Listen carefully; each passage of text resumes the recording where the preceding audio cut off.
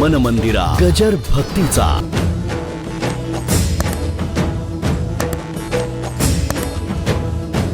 आस्था एका ठिकाणी आणि भलतकडे बघता, आस्था इथे आणि बघता वर खाली कुठे इकडे तिकडे. कोण म्हणतो पाताळात आहे, कोण म्हणतो स्वर्गात आहे, कोण म्हणतो वैकुंठात आहे, कोण म्हणतो इकडे आहे. आणि तो इन्स्पेक्टर समोर होता, ते असं करताना ते असं समोर आलं.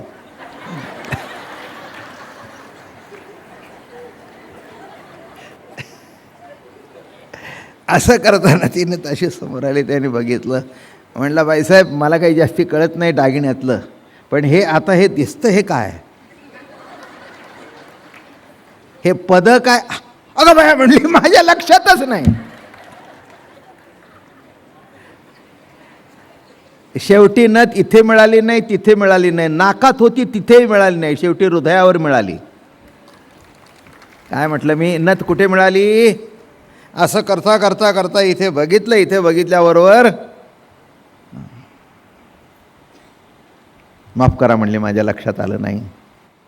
हां, तो म्हणला हेच तर आम्ही म्हणतो.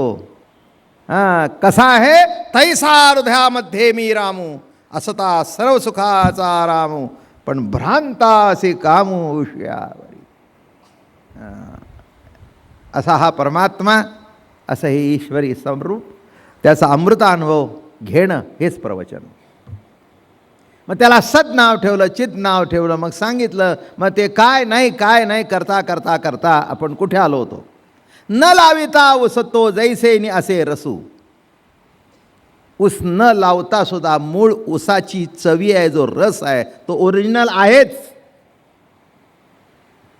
ऊस न लावता सुद्धा ऊसाचा रस ऊसाच्या ठिकाणी आहे, जिथे आहे तेथे आहे. आणि गंमत बघा, तिथे आहे तो तुमच्या रसनेत आहे. काय गंमत आहे की नाही. तिथे आहे तो तुमच्या रसनेत आहे असं ठेवल्यावर सांगता ऊसाचा रस आहे. ऊसाच्या रसाची गोडी तुमच्या जीवेत आली कुठून. जरा शोध लावा की कोणत्या कप्प्यामध्ये तो ऊसाचा रस साठवून ठेवला होता.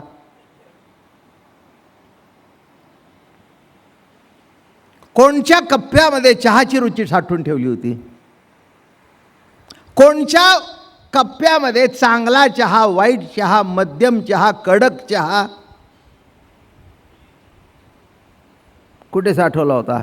गुलाबी नाही का, चहाची काय नाव आहे. हां, कोणीतरी अशी गाडी थांबली होती माझी. आमच्याबरोबर माणसं बरंच असतात, कधी काय आम्ही बाहेरचं घेत नाही, काही नाही, कुठेच बरोबरच असतं. लांबचा पल्ला होता. म्हणलं महाराज, त्यांनी ओळखलं तुम्हाला. तो म्हणतोय महाराजांची गाडी आहे तर महाराजांना चहा करून देऊ का, सगळी भांडी बिंडी चांगली स्वच्छ धुवून देतो. म्हटलं दे. मग तो विचारतोय गुलाबी देऊ का साधा देऊ. आता मलाही काही कळे ना गुलाबी का. गुलाबी म्हणजे जरा जास्ती कडक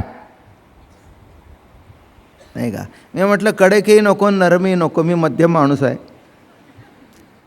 आता त्या गुलाबीची चव कुठे, कडकची चव कुठे, साध्याची चव कुठे, उसाच्या रसाची चव कुठे, ताकाची चव कुठे, मठ्ठ्याची चव कुठे, लस्सीची चव कुठे नाही का. या चवी कुठे साठवल्यात अजून सांगू का. पियुष त्याची चव कुठे. एका ताकाचे किती प्रकार झाले बघा. घेतल्यावर सांगतो लस्सी आहे, घेतल्यावर सांगतो साधं ताक आहे, घेतल्यावर सांगतो पियुष आहे. कुठे साठवल्या रुच्या एवढ्या नाही का. कुठे साठवल्या.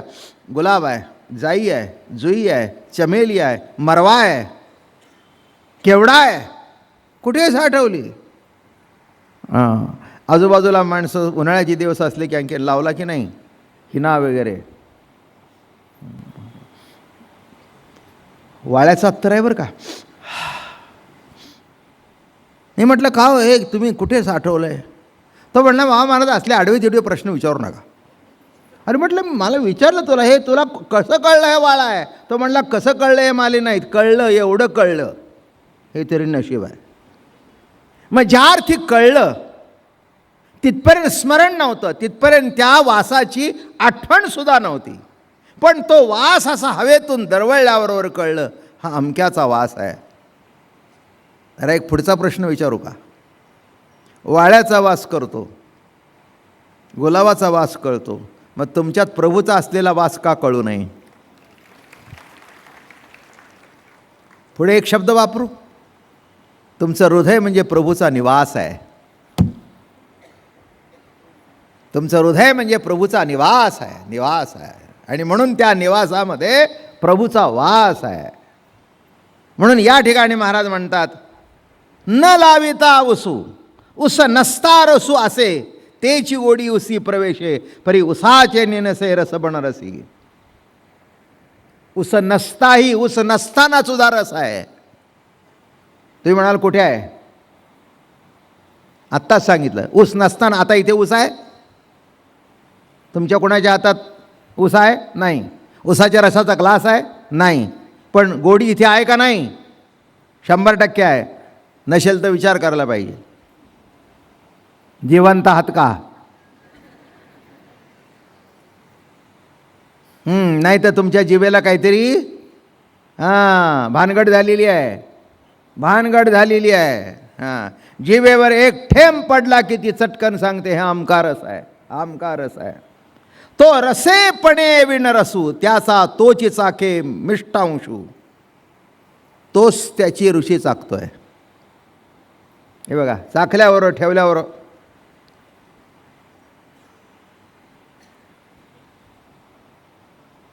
चला अजून पुढचा दृष्टांत.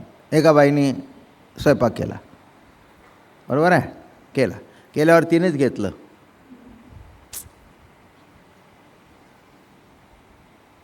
केलं कोणी? तिने. चाखलं कोणी? मग पुन्हा आणखीन थोडंसं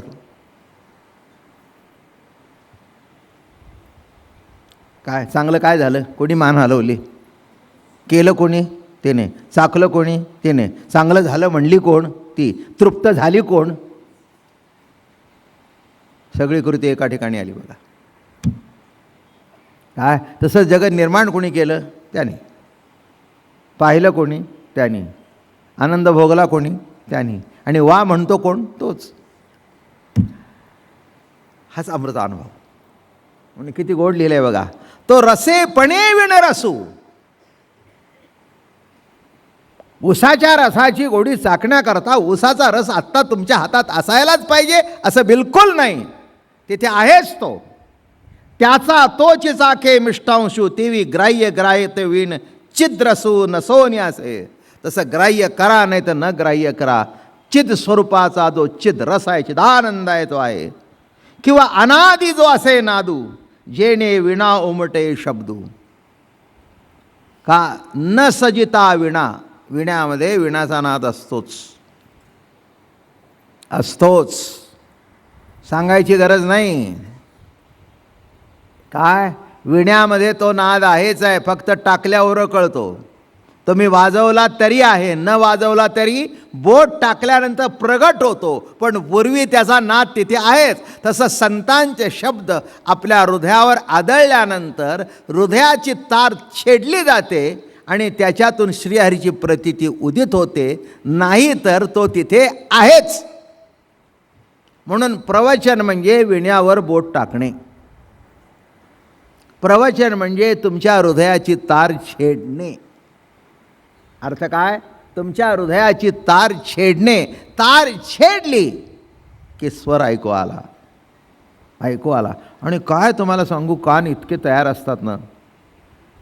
काय मी मोठेपणा सांगत नाही, मी त्यातलाच आता गाणं आयुष्यभर केलं. स्वर ज्ञान तर एकदम असं इकडे तिकडे. आणि अजून ऐकायला येते हे चांगलं आहे. हो, माझं अजून जसे दात चांगले आहेत तसं ऐकणं सुद्धा चांगलं आहे. उगीच असं करावं लागत नाही, नाही तिथे फार घोटाळा होतो. अलग लक्षात. हां, ज्या माणसांना ऐकणं कमी येतं ना तिथे फार घोटाळा असतो बरं का. आपण एक सांगतो आणि ते भलतंच करतात.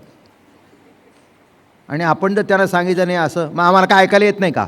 ते ऐकायला येत नाही कधी कबूल करतच नाहीत. ही स्पेशालिटी आहे.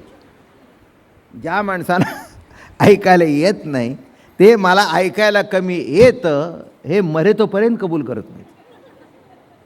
आणि मला काय धाड पडली आणि तुम्हाला ऐकायला येतं मला येत नाही. माझ्या तोंडात, आता तोंडातले दात असतील म्हणजे कान नीट आहे असं समजण्याची गरज आहे का? नाही. पण गंमत अशी आहे, विणा बेसूर झाला तर कान सांगतो बेसूर आहे, बरोबर लागला तर मान हलते वा. आता बेसूर तरी कुठे साठवला आहे, जो सूर आहे तो तरी कुठे साठवला आहे. लक्षात ठेवा. महाराज काय सुंदर सांगतात. का न सदता विणा तो नाद जो अबालपणा, तया तेने जे जाणं होवावे लागे. त्यावेळेला आता विणा न वाजवता सुद्धा विणाच्या ठिकाणी पंचम आहे, विणाच्या ठिकाणी षड्ज आहे, न वाजवता तुझा सो आहे. तसा सच्चित आनंद शब्द न उच्चारता तुझा तो आहे. किंवा अनादि असे नादू जेणे विणा उमटे शब्दू, तो जरी नव्हे विषदू श्रोते असे विषय. तो नाद जरी श्रोत्यांना विषय नसला, तो विणा जरी न वाजे तरी आप आपणासी गाजे. तेथील एक श्रोत्र होईजे. हे बघा, विण्यात जरी निर्माण होण्याच्या अगोदर जो नाद आहे तो कुठे होता? कुठेतरी होताच ना, नाही का? नाद नंतर विण्याच्या माध्यमातून प्रगट झाला. विण्याच्या माध्यमातून प्रगट झाला हे सत्य आहे, पण जो माध्यमातून प्रगट झाला तो कुठेतरी होताच ना. आप आपणासी जाणू तो नाद पै विचक्षणू, अभावासी ग्रासोनी राहिला असे. त्या ठिकाणी भावही नाही, अभावी नाही, भावाभावाच्या पलीकडे भाव आहे. परिमळू जो पुष्पसार, जास्ती वाढवत नाही. जो नसता पुष्पासार, तेने धोतलेने परिकर बहके पुष्प. पुष्पाच्या उदरामध्ये जो पराग असतो, वास असतो, तो त्या पुष्पामधून प्रगट होण्यापूर्वीसुद्धा आहेच कुठेतरी आहे, तो प्रगट होतो, नाही का? गुलाबाचा वास विश्वामध्ये आहे. हे बघा, तुम्ही गुलाबाची बी लावता का गुलाबाचा वास लावता?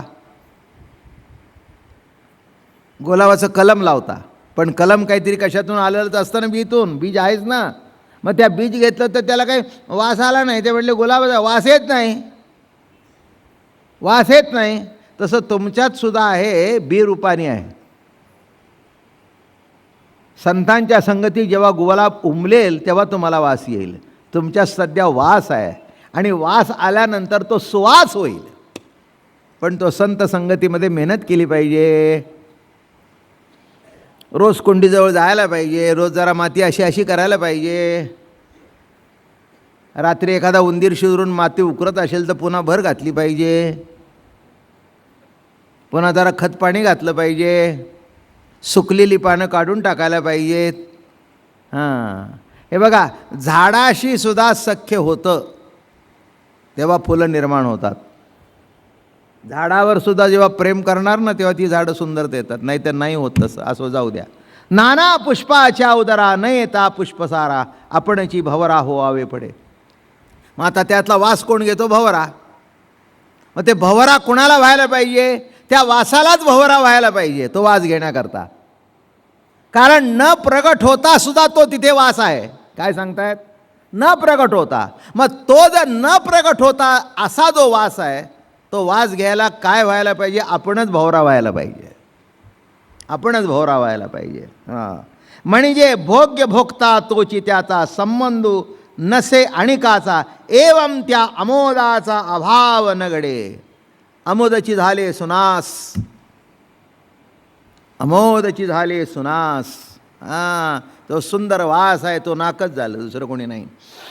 वाह वाह वाह वाह. हां, लक्षात ठेवा. म्हणजे भोग्य भोगता तोची, भोग्यही तोच, भोगताही तोच, त्याचा संबंध नसे अणिकांचा. इथे अणिकांचा एवं त्या अमोदाचा अभाव न घडे. इथे कशाचाही संबंध नाही, तोच त्याचा भाव भोगतो. पुष्पसंबंधी असता तरी पुष्प नासे तो न नाशता. ओ वा, सुवासाचा संबंध पुष्पाशी जरी आहे. नीट ऐका, आत्ता जे सांगतोय तेच ओवीतून सुंदर आलं. पुष्पाच्या संबंधातून वास आला, बरोबर आहे ना? पुष्प बाजूला गेलं, वास संपला का? नाही, नाही. लक्षात ठेवा, पुष्पाच्या संबंधातून जरी वास आला तरी तो भोग्य भोगत्याच्या पलीकडे आहे. पुष्पसंबंधी असता तरी पुष्प नासे तो न नाशता. एवं पुष्पे विन आईता स्वतःच्याचे. पुष्पाशिवाय तो आहेच आहे. हां, त्याला काही प्रमाण लागत नाही. पुष्प हे आम्ही प्रमाण दिलं, अनुमान प्रमाण, शब्द प्रमाण, प्रत्यक्ष प्रमाण. प्रमाण कसे असतात? काही शब्द हे प्रमाण असतं, काही अनुमान प्रमाण असतं, काही प्रत्यक्ष प्रमाण असतं.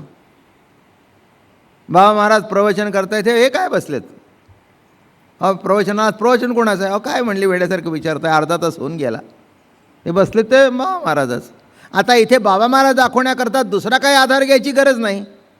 बाबा महाराज दाखवण्याकरता बाबा महाराज, प्रत्यक्ष प्रमाण, प्रत्यक्ष प्रमाण. शब्द प्रमाण म्हणजे इथलं ओवी, हे शब्द प्रमाण. आता वेदाने सच्चिदानंद शब्द वापरला आहे, महात्मा परम प्रज्ञानाम ब्रह्म तत्त्वमस्य आदी अहम ब्रह्मास्मी, हे सगळी शब्द प्रमाण आहेत. अनुमान प्रमाण म्हणजे जे सत्य आहे पण अनुमानाने मांडलेलं आहे. मुंबईला एक मनुष्य गेलाच नाही, न जाता सुद्धा एकाने अनुमानाने सांगितलं राजाबाई टावर आहे, त्याला फोर्ट एरिया म्हणतात, तिथे म्युझियम आहे.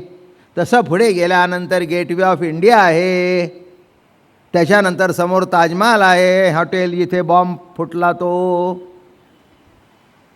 मग तो म्हणला तुम्ही गेला होता का? हा, गेलो नव्हतो म्हणला, पुस्तकामध्ये बघितलं.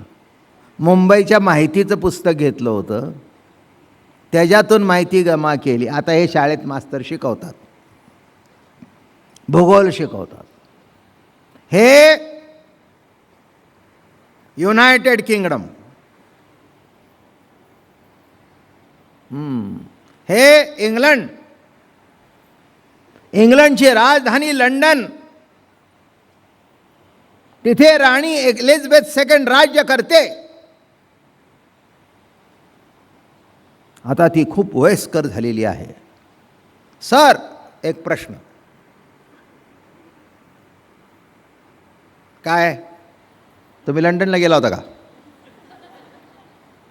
तुम्ही राणी बघितली? गाढवा खाली बस असले प्रश्न अहो पण काही चुकलं काय माझं? मी विचारलं बघितलं का? अरे मूर्खा, मी बघितलं नसलं तरी सत्य आहे, हे अनुमान प्रमाण आहे. काही काही गोष्टी अनुमानाने कळायच्या असतात, काही गोष्टी प्रत्यक्ष प्रमाणाने कळायच्या असतात, आणि काही गोष्टी शब्द प्रमाणाने कळायच्या असतात.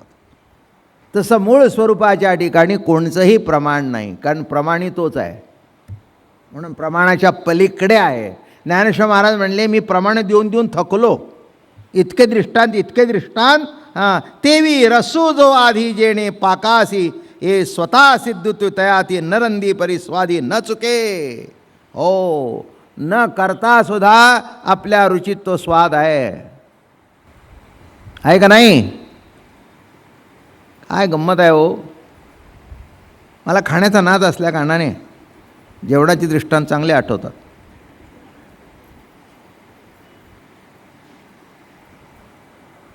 काय कांद्याची भजी आली की नाही रुची तुमच्या तोंडात? बघा, जाऊ दे, एकदम दुसऱ्या बाजूला जाऊ. वरेच्या तांदळाचा भात. उद्या एकादशी आहे ना, वरीचे तांदूळ, शेंगदाण्याची आमटी. आली की नाही रुची तोंडात? एकदम कांदा पळून गेला आणि शेंगदाण्याची रुची आली. ही रुची कुठून आली? कुठून आली? लक्षात ठेवा. हे काय आहे? जेव्हा तुम्ही म्हणता बरोबर झालं नाही, ते बरोबर कुठे साठवलं आहे? हे बरोबर आहे आणि हे बरोबर नाही, हे बरोबर आहे कुठे साठवलं आहे रुची? मागे एकदा दृष्टांत सांगितला होता. एकदा सुंदर ज्ञानेश्वर महाराजसुद्धा असे दृष्टांत देतात. अहो, व्यवहारातले दृष्टांत दिल्याशिवाय तुम्हाला कळणार नाही. नाहीतर वेदांतातले ते दृष्टांत फार कठीण आहेत. ते दृष्टांत असे आहेत. एक सिंहाचं पिल्लू चुकलं आणि ते मेंढराच्या कळपात गेलं, आणि मेंढराच्या कळपात राहून ते सुद्धा म्याव म्याव करू लागलं, करू लागलं. कोण? सिंहाचं पिल्लू. एकदा नदीत पाणी प्यायला गेले, आणि पाणी प्यायला गेल्यानंतर त्याने त्या शेजार मेंढराकडे बघितलं, आपल्याकडे बघितलं, आणि मग त्याला कळलं इसाप नीतीच्या गोष्टी आहेत हो या.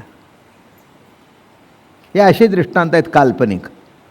आणि मग एकदम जी डरकाळी फोडल्यावर कळप संपवून टाकला.